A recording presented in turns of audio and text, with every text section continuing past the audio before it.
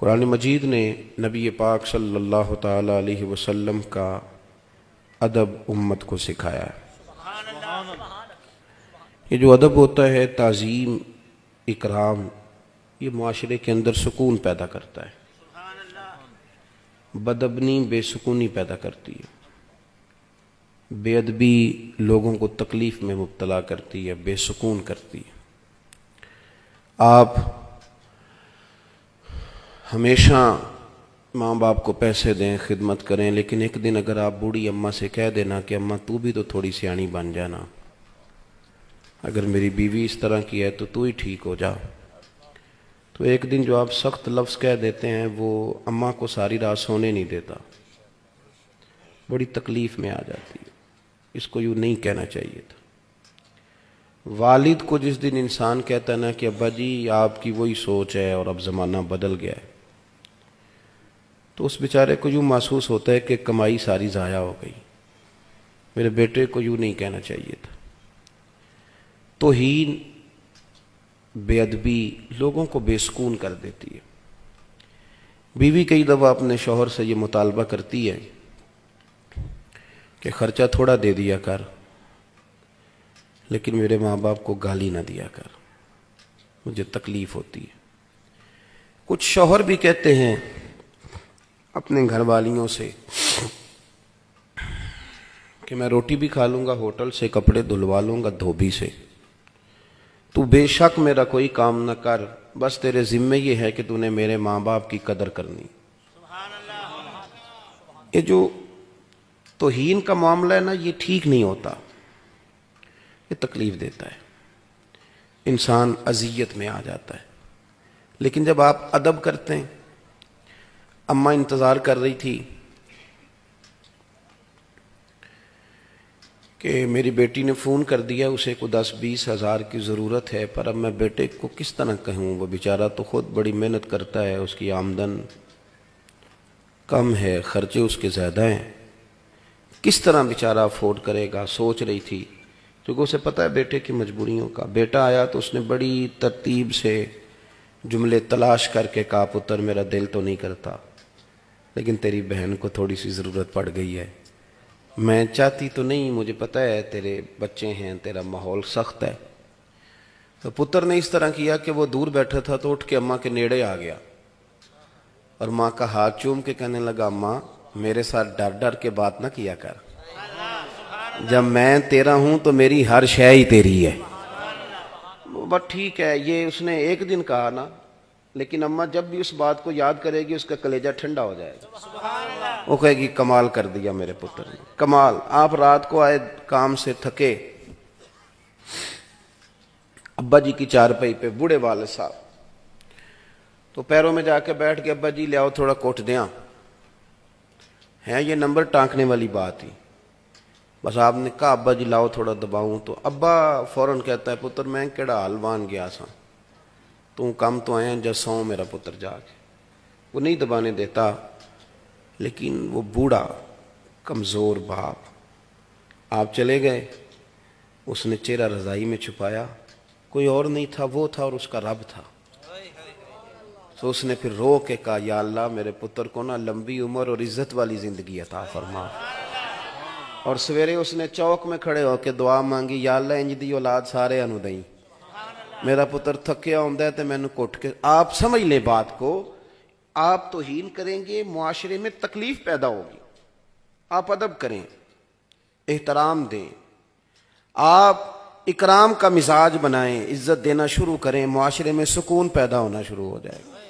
لوگوں کو آپ پی ایچ ڈی کر گئے، آپ نے تخصص کر لیا، مفتی بن گئے، حدیث پر آپ نے محنت کی، اللہ تبارک و تعالیٰ نے علوم حدیث عطا فرمائے، آپ کو لوگوں نے شیخ الحدیث کہا،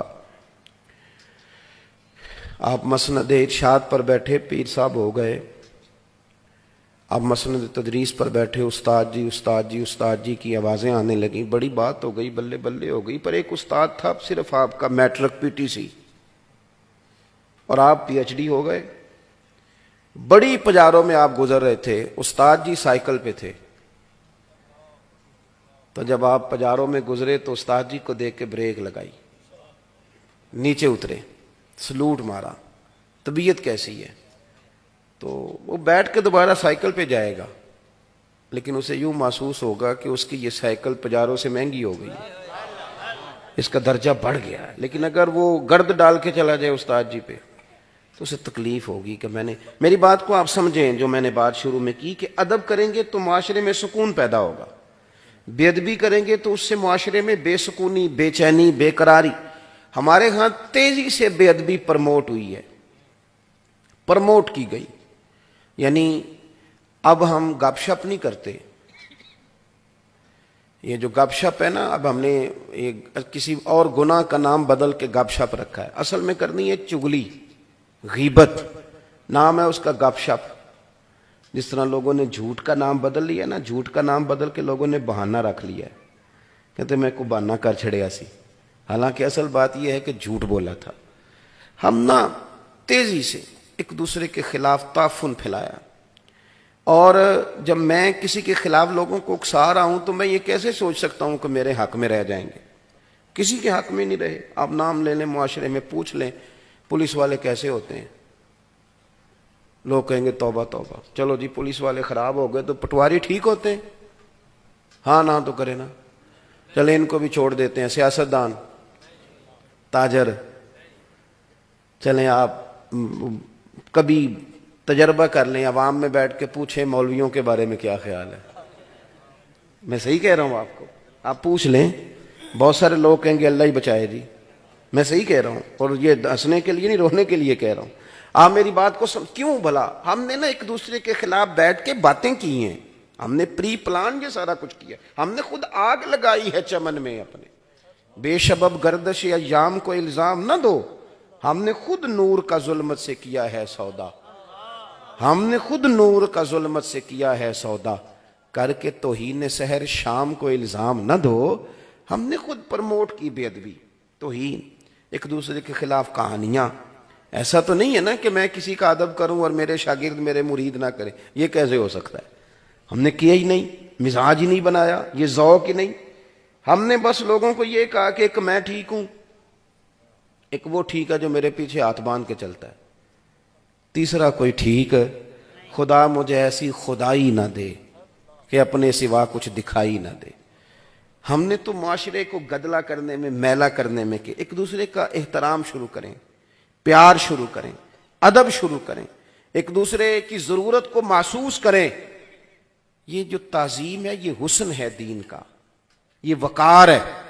غوث اعظم شیخ عبد القادر جیلانی، میر میراں، پیر پیراں، کسی نے کہا حضور سادہ ہوں، ان پڑھ ہوں، دیسی بندہ ہوں، کوئی موٹی سی بات، دین ہے کیا؟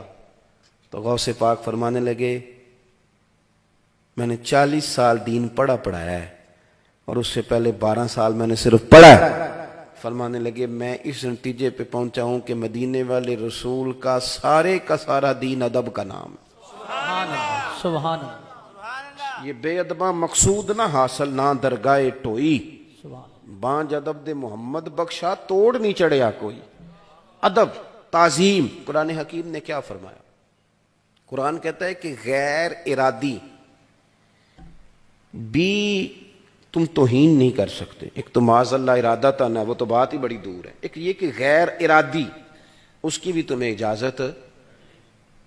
صحابی ہیں، نام ہے حضرت ثابت بن قیس بن شماس انصاری رضی اللہ تعالیٰ، اور عارضہ موجود ہے، مجبوری موجود ہے، سبب موجود، علت موجود ہے، کانوں سے نا تھوڑا اونچا سنتے تھے، ثقل سماعت کا مسئلہ تھا۔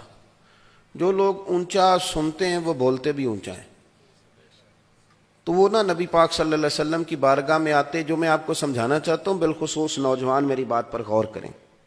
ایک تو یہ کہ کوئی معاذ اللہ کچا لفظ استعمال کرنا، چھوٹا جملہ بولنا حضور کی بارگاہ میں، یا کوئی ایسی بات کرنا جو خلاف ادب ہو، یہ نہیں۔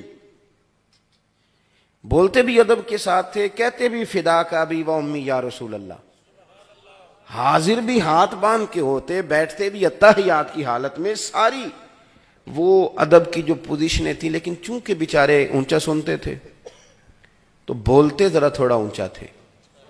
لیکن اے پائے نظر ہوش میں آ، یہ قوہ نبی ہے، آنکھوں سے بھی چلنا یہاں بے ادبی ہے. وہ حضرت سیالوی خواجہ فخر الدین غلام فخر الدین سیالوی، یہ دو دروازے ہیں. حضور کی بارگاہ میں حاضری دے کے نکلیں تو آپ باب بقیع سے باہر آتے ہیں، باب السلام سے داخل ہوتے ہیں تو باب بقیع کے بالکل ساتھ باب جبریل ہے. خواجہ صاحب رحمۃ اللہ علیہ فرماتے ہیں میں نے نا وہاں حضرت جبریل کو کھڑے دیکھا ہے. تخیل کی بات کرتے ہیں، تصور کی بات کرتے ہیں. کہتے ہیں میں نے وہاں حضرت جبریل کو کھڑے دیکھا تو وہاں بیٹھ کے نا وہ آہستہ آہستہ باتیں کر رہے تھے حضرت جبریل، آہستہ آہستہ. تو میں نے انہیں کہا کہ آپ یہاں کیا کر رہے ہیں؟ تو کہنے لگے میں نے دستک دی ہے دروازہ محبوب پہ. یہ نوجوان میری بات پہ غور کریں.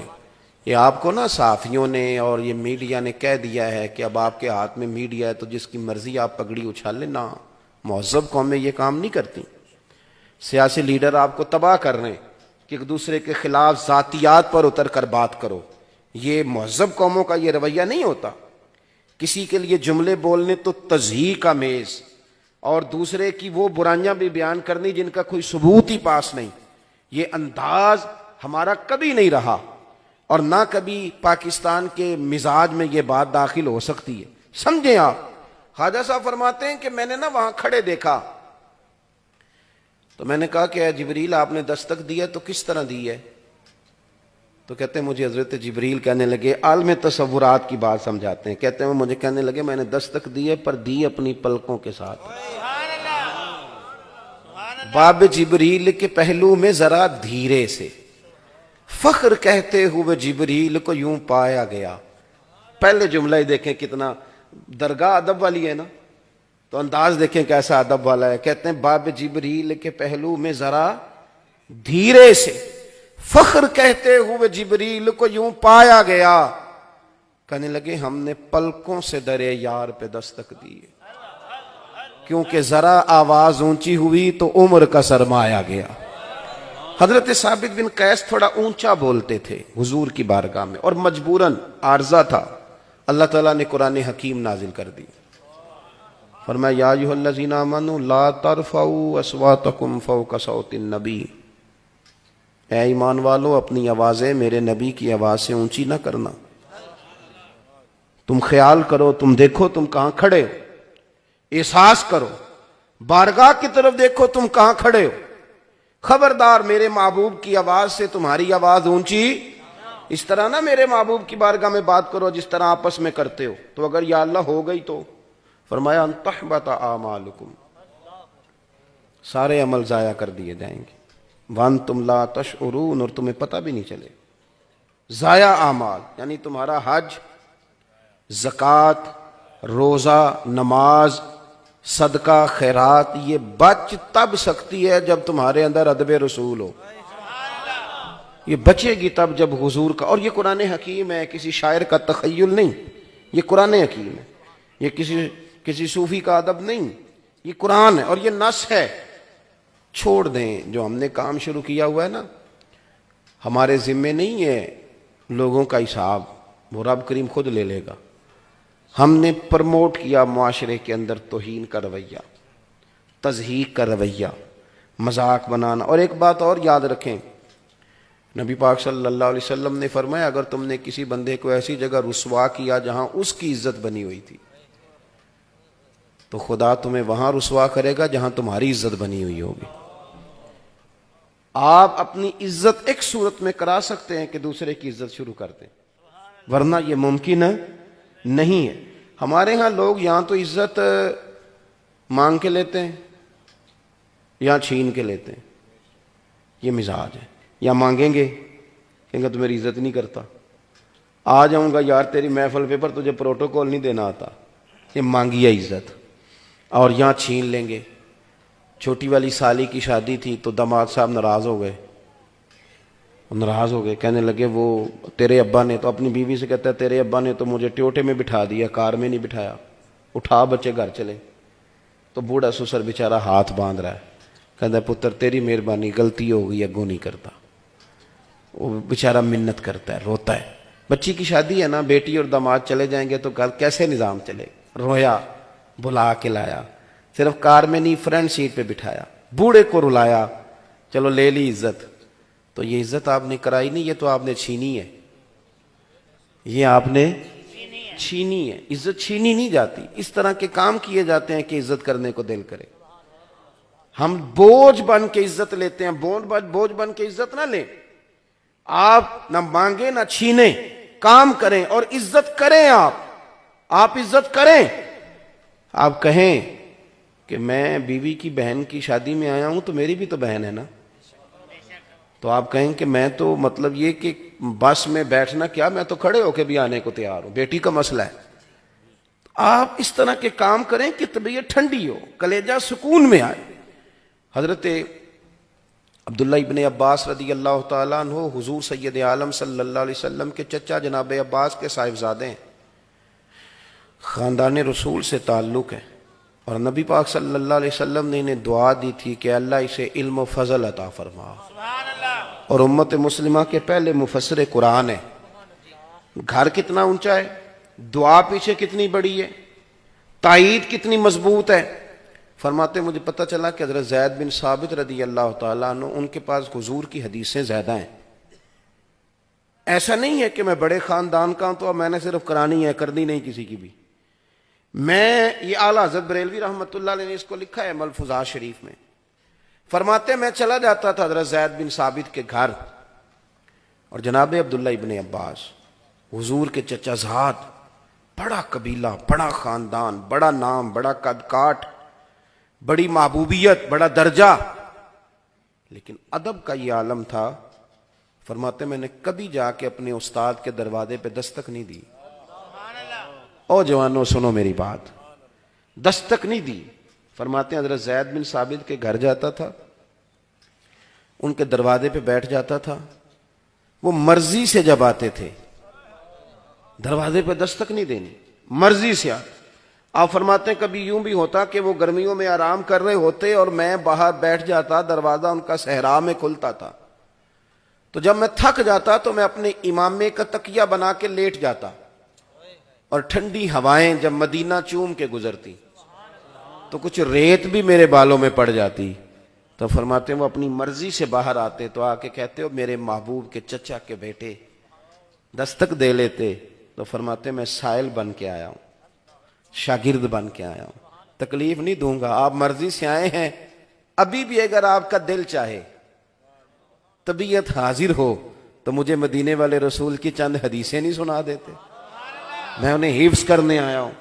یہ ان لوگوں کا جو علم تھا نا وہ طوطے کی طرح رٹا ہوا نہیں تھا, ان کا نافع علم تھا, نافع. ان کا علم ان سے عمل کراتا تھا. ہمارے ہاں تو بہت سارے علم پڑے ہوئے لوگ بے سکون زندگی گزار رہے ہیں, اس لیے کہ جو وہ کہتے ہیں وہ کر نہیں سکتے, وہ تکلیف میں رہتے ہیں, کہتے ہیں یار مجھے پتا بھی ہے میں عمل ہی نہیں کر پاتا. کیوں؟ علم ہے, نفع والا نہیں. اور اللہ کے رسول صلی اللہ علیہ وسلم دعا فرماتے تھے اللہ اس علم سے بچانا جو نفع نہ دے, نفع والا علم نہیں. بھائی ایک دن اعلیٰ حضرت نے لکھا, ایک دن گزر رہے تھے حضرت زید بن ثابت گھوڑے پہ, استاد جی گھوڑے پہ آ رہے ہیں.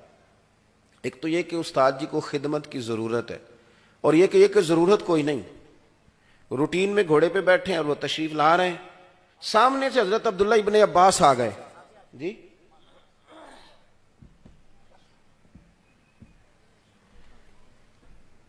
سامنے سے حضرت عبداللہ ابن عباس رضی اللہ تعالیٰ عنہ تشریف لے آئے. تو اب ایک تو یہ کہ استاد جی کو ضرورت ہے خدمت کی, ان کو کوئی مجبوری ہے, کوئی مسئلہ ہے, اور ایک یہ کہ روٹین میں وہ آ رہے ہیں گھوڑے پہ بیٹھ کے. سامنے سے حضرت عبداللہ ابن عباس آئے تو دوڑ کے آگے بڑھے, اور اس طرح نہیں کہ تنہا ہوئے تو استاد جی کہا. کچھ لوگ عزتیں مطلب کے لیے بھی کرتے ہیں نا, پہلے تو لوگ شیشے میں اتارتے تھے, اب قوم بڑی سیانی, اب تو شیشی میں بھی اتار لیتی ہے. اب تعریف نہیں کرتے لوگ, اب خوشامد کرتے ہیں, اپنا ٹائم نکالنے کی بات کرتے ہیں. اب لوگ یہ کہتے ہیں کہ کسی طریقے سے یہ ٹائم گزرے, اور بعد میں کہتے ہیں دیکھو یہ میں نے سیاستدانوں کو خود کہتے ہوئے سنا ہے کہ اس الیکشن میں اتنے مولوی استعمال کیے. اس وقت چچا بھی ہو جاتا ہے, ریڑھی والا بھی چاچا ہو جاتا ہے. اس وقت بیچارہ پھٹے پہ بیٹھ کے چھالے پڑے ہوئے ہاتھوں پہ, وہ بھی سارا کچھ ہو جاتا ہے. امام باقر سے کسی نے کہا تھا یہ بندہ اب بدل گیا ہے, پہلے ٹھیک تھا. فرمانے لگے نہیں, پہلے بدلا ہوا تھا, اب اپنی اصلیت دکھا رہا ہے. اب اپنا اصل روپ دکھا رہا ہے، اصل میں یہ تھا، پہلے بدلا تھا، ایک اداکاری کر رہا تھا۔ بہرحال بات لمبی نہیں کرنی، تھوڑی سی باتیں کرنی آپ حضرات کے ساتھ۔ اپنی تربیت کریں، یعنی آنکھوں میں بھی ادب ہو، دل میں بھی ادب ہو۔ ادب کی کہانی نہ بنائیں، سٹوری نہ بنائیں، اس کو خوشامد نہ بنائیں، چاپلوسی نہ بنائیں۔ یعنی میں اگر کسی کا ادب کرتا ہوں تو مجھے بتانے کی ضرورت ہے کہ میں کرتا ہوں، لوگوں کو پتہ چل جائے گا کرتا ہے۔ ابا جی فوت ہو گئے تو پھوڑی پہ بیٹھ کے سارے گاؤں کو بتایا کہ میرے تو بغیر دوائی نہیں سن کھاندے۔ بھئی اگر اس طرح تھا نہ تو پھر تجھے بتانے کی ضرورت کوئی نہیں، پھر بچے بچے کو پتہ ہے۔ اور اگر ایسا نہیں تھا تو پھر تو کہانی بنا بھی تو کوئی ماننے کو تیار کوئی نہیں۔